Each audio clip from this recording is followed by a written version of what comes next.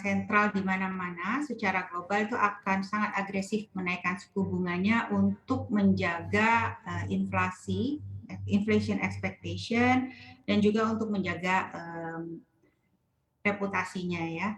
Tapi kita juga mesti melihat untuk jangka yang lebih menengah bahwa Bank sentral global ini tidak akan bisa secara terus-menerus agresif menaikkan suku bunga karena harus melihat dampaknya juga terhadap pertumbuhan ekonomi.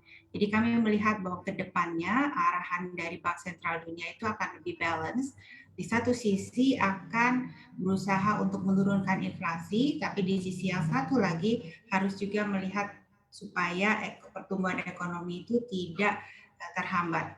Apalagi sekarang sudah ada resiko resesi ya. Mhm.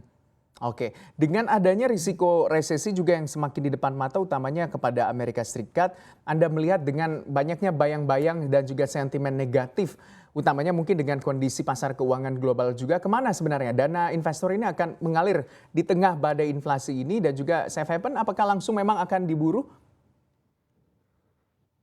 Ya, dalam jangka pendek memang immediate reaction-nya adalah orang akan memburu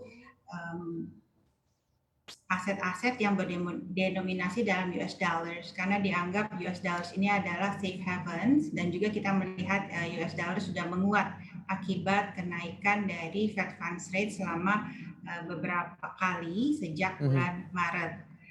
Tapi kami melihat bahwa masih ada pocket of opportunities di luar dari US dollars. Misalnya beberapa negara yang dianggap memberikan anomali ya, berlawanan dengan tren global. Misalnya saham Indonesia yang masih bisa memberikan kinerja positif dari awal tahun sampai saat ini. Memang inflasi itu melanda ke seluruh dunia termasuk Indonesia, namun inflasi di Indonesia ini masih relatif terkendali. Karena kalau kita melihat ia naik dari 2,6 ke 3,47 barusan data terakhir, namun kita melihat bahwa ini masih sangat terkendali dibandingkan dengan misalnya di atas 8% di US, di atas 9% di United Kingdom, dan sebagainya. Mengapa ini bisa terjadi? Salah satu penyebab utama adalah karena kita tidak menaikkan harga jual BBM. Jadi harga retail BBM itu masih tetap dipertahankan sehingga inflasi masih bisa tetap terjaga. Kami memperkirakan bahwa inflasi akan mencapai sekitar 3,7 sampai 4% sampai akhir tahun ini. Ini masih lebih rendah dibandingkan inflasi yang terjadi di Indonesia dalam rata 10 tahun, yaitu 4%, dan dalam 20 tahun rata-ratanya 5,9%. Dan Mhm. jadi ini masih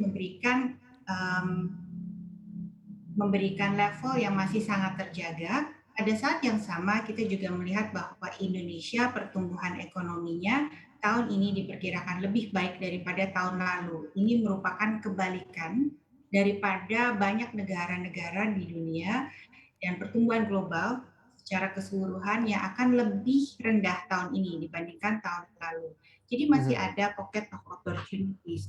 Dan tidak hanya safe havens yang akan diburu dalam jangka pendek, tapi dalam menengah panjang kita melihat masih ada alternatif lain di luar US dollars denominated assets. Mhm.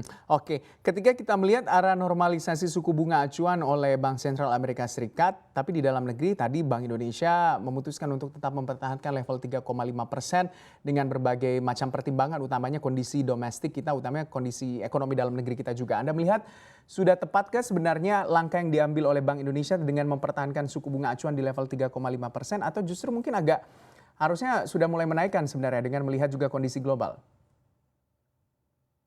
Jadi Indonesia tidak perlu mengikuti The Fed secara sangat agresif menaikkan suku bunga karena kita lihat kondisi sangat berbeda.